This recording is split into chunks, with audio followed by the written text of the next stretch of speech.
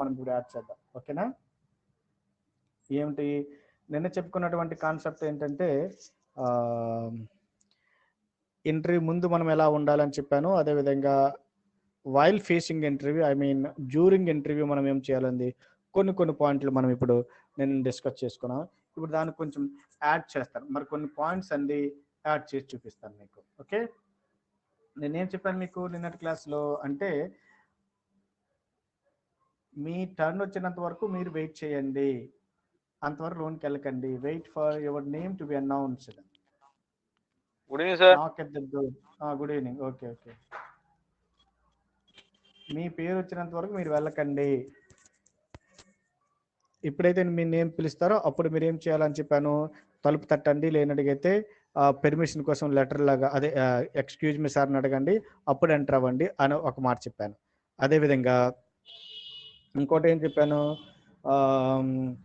Greet the people, అక్కడ ఉన్నట్టు వాళ్ళు అంతమంది కొన్ని పొలైట్గా మీరు గ్రీట్ చేయండి, ప్లెజెంట్ మేనర్గా గ్రీట్ చేయండి. లోన్కి వెళ్ళిన వెంటనే ఆడు కూర్చోమంటే కానీ మీరు కూర్చోకండి, ఆడు ఎప్పుడైతే కూర్చోమంటాడో కూర్చోండి.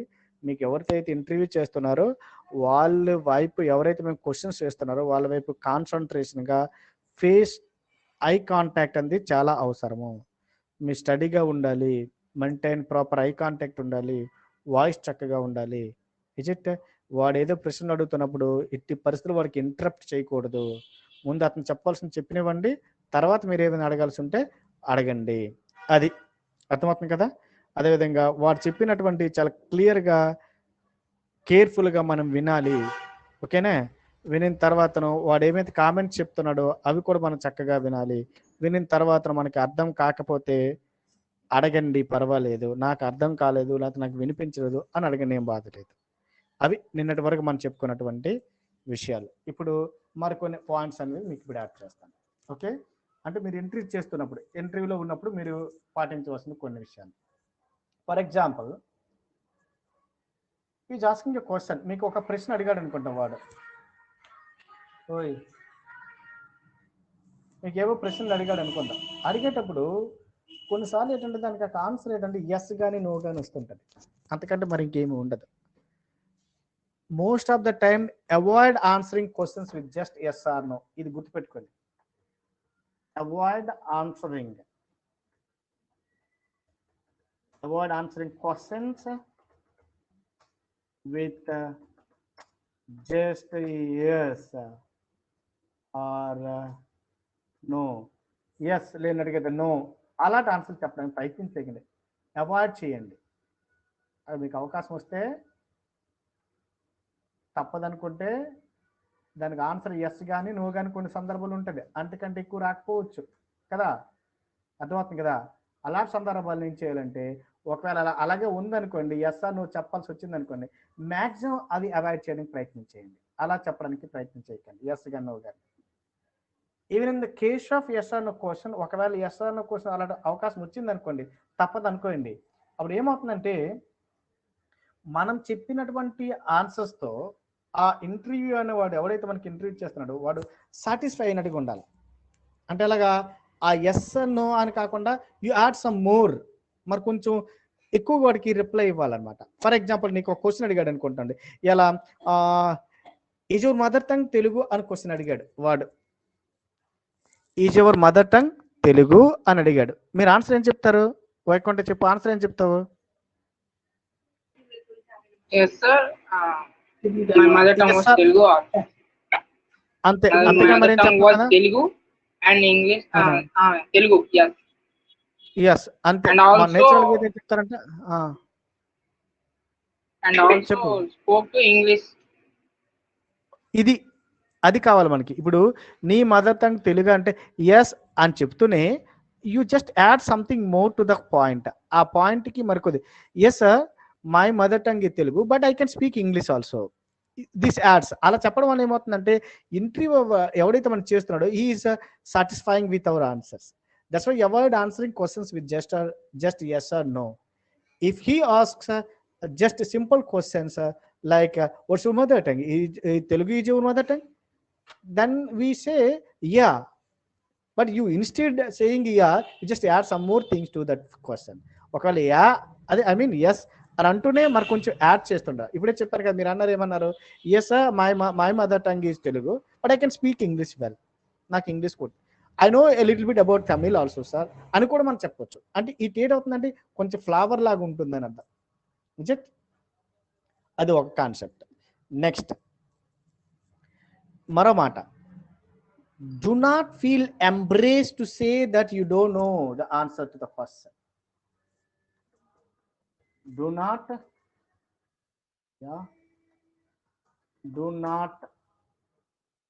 feel embraced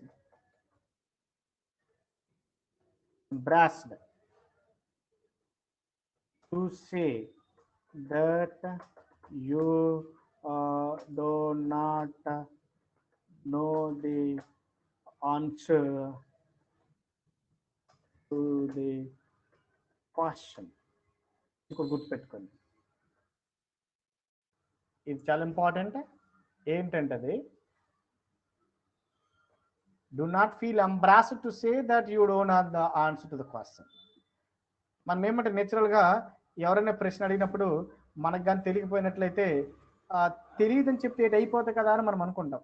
ఇంటర్వ్యూ అడిగి చేసేటప్పుడు వాళ్ళకి కానీ మనకి వాళ్ళు అడిగిన ప్రశ్న మన సమాధానం తెలియకపోతే తెలియదని చెప్పకూడదు కావాలా అని చాలా మంది అనుకుంటారు. No no no no no don't feel embarrassed to say that you don't know the answer to the question.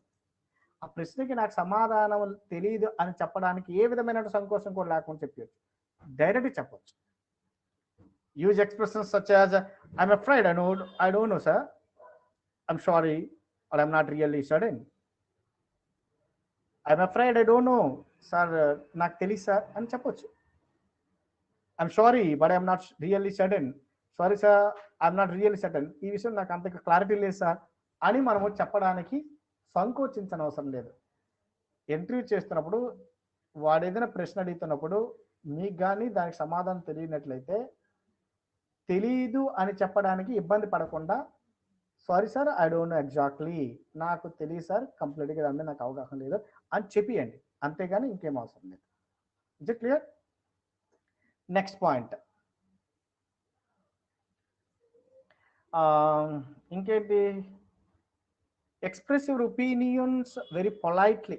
మీది ఏదైతే ఒపీనియన్స్ ఉన్నాయో దాన్ని మీరు పొలైట్గా చెప్పాలి, నాట్ అగ్రెసివ్గా ఉండకూడదు. ఎక్స్ప్రెస్ యువర్ వ్యూస్, express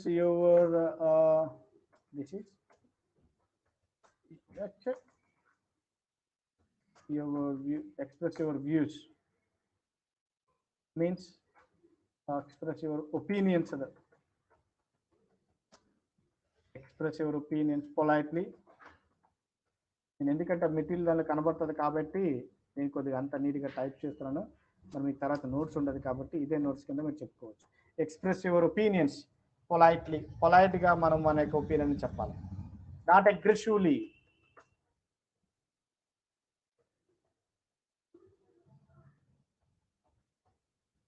అగ్రెసివ్గా మనం మాట్లాడకూడదు. ఎలా? Using expressions such as I think, I believe, in my opinion అని నేచురల్గా మనం అనుకుంటుంటాం కదా. ఐ థింక్, నాకు తెలిసి అని అంటుంటాం. సార్ కొద్దిగా వాయిస్ వినిపించడం లేదు సార్, స్లోగా వినిపిస్తుంది వాయిస్. వాయిస్ బ్రేక్ అవుతుందండి. Okay okay okay. I think అని అంటుంటారు కొన్ని సందర్భాలు. లేనడిగైతే ఐ బిలీవ్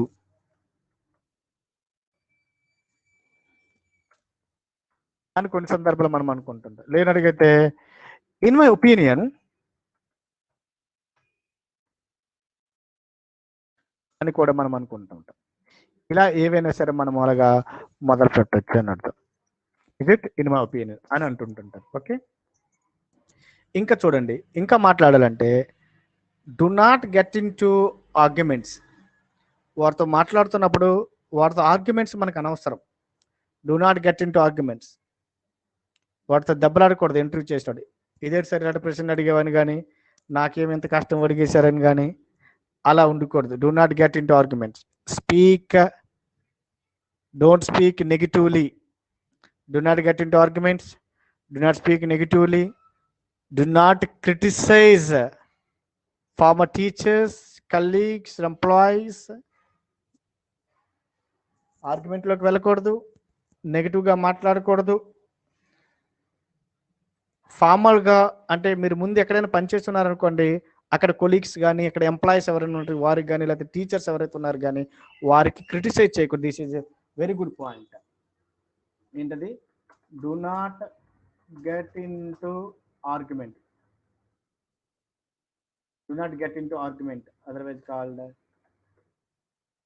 స్పీక్ నెగిటివ్ అండి.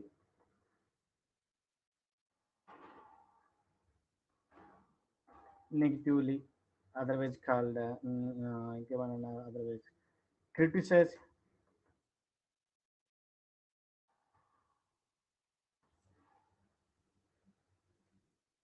Criticise former, FRMER. ఫార్మర్ అంటే ముందు మార్గం. ఫార్మర్ కలీగ్స్, అదర్వైజ్ కలీగ్స్ లేనట్టుగైతే ఎంప్లాయీస్. EMPLOYERS, employers. మీకు ఎవరైతే ఉద్యోగం ఇచ్చారో వారి గురించి క్రిటిసైజ్ చేయడం కానీ, వారితో అదే కలీగ్స్తో కానీ లేకపోతే టీచర్స్తో కానీ మీరు వారికి క్రిటిసైజ్ అంటే విమర్శించకూడదు, నెగిటివ్గా మాట్లాడకూడదు, ఆర్గ్యుమెంటేటివ్గా మన యొక్క స్పీచ్ అనేది ఉండకూడదు. ఇవేవి కూడా జరగకూడదు అంటే ఎంట్రీ ఫేస్ చేస్తున్నప్పుడు. అవన్నీ గుర్తు చూసుకోండి. ఇంకా one more thing, don't boost display your knowledge. నీకు ఏదో వచ్చు కదని బూస్టప్ చేసుకోకూడదు వారి దగ్గర. Don't boost, otherwise call don't display your knowledge. నీ నాలెడ్జ్ని అక్కడ డిస్ప్లే చేయకూడదు. నాకెంతొచ్చు, నాకంతొచ్చు అన్నట్టుగా. That is do not boost, otherwise called లేనట్టుగైతే do not display your knowledge. నీ యొక్క నాలెడ్జ్ని అక్కడ డిస్ప్లే చేయకూడదు, బూస్ట్ చేయకూడదు. లేనట్టుగా నీకు ఉన్నటువంటి స్కిల్స్ ఏవైతే ఉన్నాయో వాటిని డిస్ప్లే చేయకూడదు. లేనట్టుగైతే అండ్ ఎక్స్పీరియన్స్ని మీరు బూస్టప్ చేసుకోకూడదు. అక్కడ అది తెలియకూడదు. ఇప్పుడు ఇఫ్ ఆస్క్డ్, ఒకవేళ వాడు అడిగాడు అనుకోండి, స్టేట్ యువర్ అచీవ్మెంట్ సింప్లీ. వాడు అడిగినట్లయితే if asks for it, if asked, ఒకవేళ అడిగినట్లయితే అప్పుడేం చేయాలా? State your achievements. మీరు ఏదైతే సాధించారో స్టేట్ యువర్ అచీవ్మెంట్స్, మీ యొక్క ఏవైతే సాధించారో అది మీరు చెప్పుకోవచ్చు. సింపుల్గా హానెస్ట్గా మనం మాట్లాడుకోవచ్చు. కానీ ముందే మనము do not boost our knowledge, do not display our knowledge or skills or experience. If you are asked to say, ఒకవేళ మీరు చెప్పండి మీకున్నటువంటి గొప్పలు ఏమిటో, లేకపోతే మీరు ఏమేమి సాధించారో, మీకున్న స్కిల్స్ ఏమిటో అని అడిగారు అనుకోండి, యూ జస్ట్ షే your achievements politely or otherwise called honestly, నిజాయితీగా మీరు చెప్పవచ్చు. It next one. ఇంకా చూడండి, మీకు క్వరీస్ ఉంటాయి అనుకుందాం. అంటే వాడు ఇంటర్వ్యూ అంతా చేసేస్తాడు, మీకేవో కొన్ని డౌట్స్ ఉన్నాయి, మీకు ఇంటర్వ్యూకి సంబంధించి మీకేవో కొన్ని క్లారిఫికేషన్స్ కావాలి. మీకు కొన్ని విషయాల్లో మీకు క్లారిటీ లేదు, అది మీరు కనుక్కోవాలనుకుంటున్నారు. వెంటనే అయిపోయిన వెంటనే మనకి అడిగకూడదు. అలాగే సార్ నాకు పలాంటి డౌట్ ఉంది సార్ అని అడిగకూడదు. Wait for the interview to invite you to ask questions in case you have queries. అంతా అయిపోయిన తర్వాత వాళ్ళే అడుగుతారు మీకు, ఏమని, మీకు ఏమైనా డౌట్లు ఉన్నాయా, ఏమైనా క్వరీస్ ఉన్నాయంటే అడగండి అని అంటారు. ఆ మాట అన్నంత వరకు మనం వెయిట్ చేయాలి. Wait for the interview to invite you to ask questions in case you have any queries. Wait చేయాలి. అది wait for the interviewer to invite, నిన్ను పిలుస్తాడు, invite you to ask questions సంబంధించి in case you have any queries. మీకు ఏవైనా డౌట్లు ఉంటే, queries ఉంటే చెప్పండి అని వాడు మనకి ఇన్వైట్ చేస్తాడు. అంతవరకు కూడా మనము ఉండాలి. If this does not happen, ఒకవేళ అలా జరగలేదు అనుకుందాం, వాడు నిన్ను అడగలే, ఏమని అడగలేదు, నీకు ఏమైనా డౌట్లు ఉన్నాయా, అడగాలంటే అడుగు అని అనాలి. అన్నంతవరకు మనం వెయిట్ చేయాలి. For example, if this does not happen, ఒకవేళ కాకపోయిన అడిగితే, wait until your sense that interviewer are done before asking them politely clarifying something for you. అప్పుడు పొలైట్ వేగా, సార్ నాకు కొన్ని డౌట్స్ ఉన్నాయి, క్వరీస్ ఉన్నాయి, మీరు ఏమైనా దాన్ని క్లారిటీ ఇస్తారా అని అడగాల. Could you tell me whether the position involves traveling, please? Could I know when can I get hear call from you? Sir మీరు తర్వాత నాకు ఇప్పుడు ఇన్ఫార్మ్ చేస్తారు సార్, మీతో ట్రావెల్ చేయడానికి అవకాశం ఉంటుందా సార్, అలాంటివి ఇవ్వాలి అడుగుంటే చివరికి వెయిట్ చేయండి. మరీ కాదు వెళ్ళిపోతున్నారు అని అనుకుంటే అయిపోయిందంటే అప్పుడు ఎక్స్క్యూజ్ మీరు చెప్పేసి, సార్ కొన్ని క్లారిఫికేషన్స్ నాకు కావాలి సార్ అని అప్పుడు మొదలు పెట్టండి. అంతవరకు మీరు అడగకండి. ఇంకా don't ask questions to impress, but only if they happen to genuine intelligent queries. ఏదో వాడికి ఇంప్రెస్ చేయాలని కావాలని ఏది పడితే అది క్వశ్చన్ వేయకూడదు. చూసారా, మన క్లాస్లో ఒకరు ఉన్నారు, మాట మాటకి ప్రశ్నలు వేస్తారు ఊరకనే. ఎవరు ఇది, ఆ అమ్మాయి ఇది కనబడదు, ఏం పేరు తరుణ్? తులసి సార్, తులసి అండి. మొబైల్ లేదా? Okay okay okay. లేకపోతే ఈ అరగంట క్లాసులో ఎన్ని ప్రశ్నలు అడిగిందా నాకు, తినేసి కావాలి. ఓకే ఓకే ఓకే, తులసి గుర్తొచ్చింది. Okay okay, nice. Yeah, don't ask questions to impress. ఏదో ఇంప్రెస్ చేయడానికి ప్రశ్న అడగకూడదు. అది జెన్యూనిటీ ఉంటే, అది నిజంగా అది ప్రాబ్లం ఉందని క్వరీ ఉందనుకోండి, ద మే ఆస్క్, అప్పుడు అడుగు. Happen to be genuine or intelligent query, then she may or you may be ask, మీరు అడగొచ్చు దానికి. But don't ask questions to impress అది ఇంటర్వ్యూకి ఏదో ఇంప్రెస్ చేయడానికి కానీ ప్రశ్నలు అయితే అడగకూడదు. Yeah, next one, wait for the interview to tell you that the interview has ended before you get up from the chair. Wait for the interview to tell you that the interview has ended before you get up from the chair. Interview అయిపోయిందంటే నీవు అనుకొని ఓ interview అయిపోయింది నీ మంటే వెళ్ళిపోకూడదు. You should not get up. Wait for the interview to tell you that the interview has end up. బాబు interview అయిపోయింది అని వాళ్ళు చెప్తారు, అప్పుడు నువ్వు చేయి నుంచి కూర్చొని లేచి వెళ్ళాలి. అంతవరకు ఏం చేయాలా, వెయిట్ చేస్తుండాలి. Wait for interview to tell that interview has ended before you get up from that chair. ఎప్పుడైతే అయిపోయింది, ఇంటర్వ్యూ అంతా అయిపోయింది, ఎలా చేయాలో ఏం చేయాలనే విషయాలు మనం ఇప్పుడు డిస్కస్ చేసుకున్నాము. వాడు చెప్తాడు ఇంటర్వ్యూ అయిపోయిందని చెప్పేసిన తర్వాత మన టప్పని చేరి వెనక్కి బర్రమని లాగేస్తాం, పోతాం, అంతేనే. అలా చేయకూడదు కదా. Thank all the people. అక్కడ ఎవరెవరైతే ఉన్నారో అందరికి కూడా మనం థ్యాంక్ యూ చెప్పాలి. ఆ రూమ్లో ఉన్న వాళ్ళందరికీ. Before walking out the door, close it softly. బయటకు వెళ్ళేటప్పుడు డోర్ని ఇప్పుడు నేను చెప్పినట్టుగా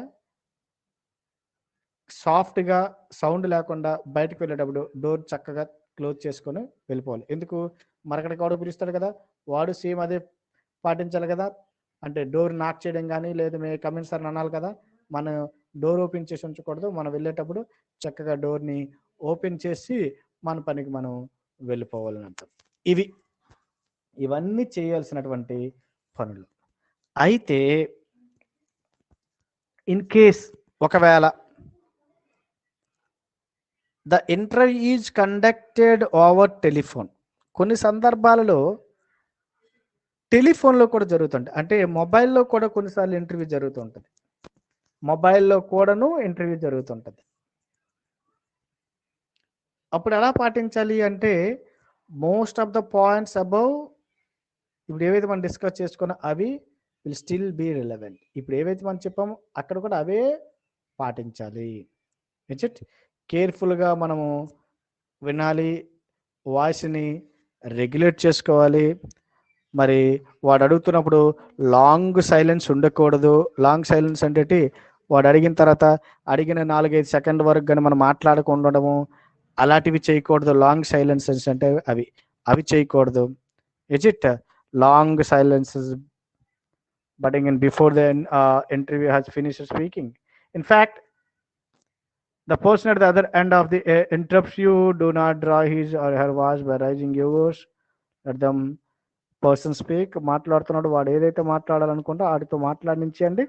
తర్వాత మీరు ఆన్సర్ చెప్పాలంటే చెప్తారు. Is it? ఇవి ఎంట్రీకి సంబంధించినటువంటి కొన్ని స్కిల్స్. ఎంట్రీకి సంబంధించినటువంటి కొన్ని స్కిల్స్ ఇవి. రైట్? అర్థమవుతుంది కదా మీకు? Yes, sir. ఒక టైం బోల్డ్ ఉన్నట్టుగా ఉంది.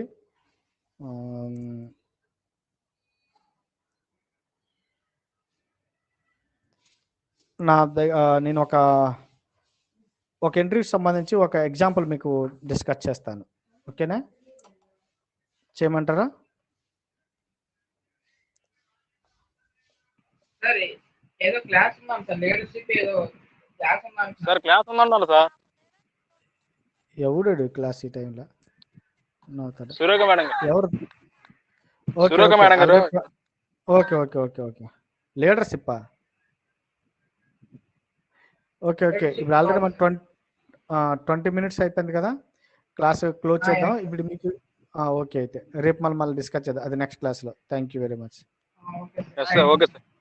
మళ్ళీ Monday onwards. Okay okay sir. Thank you. Okay. Okay sir, thank you.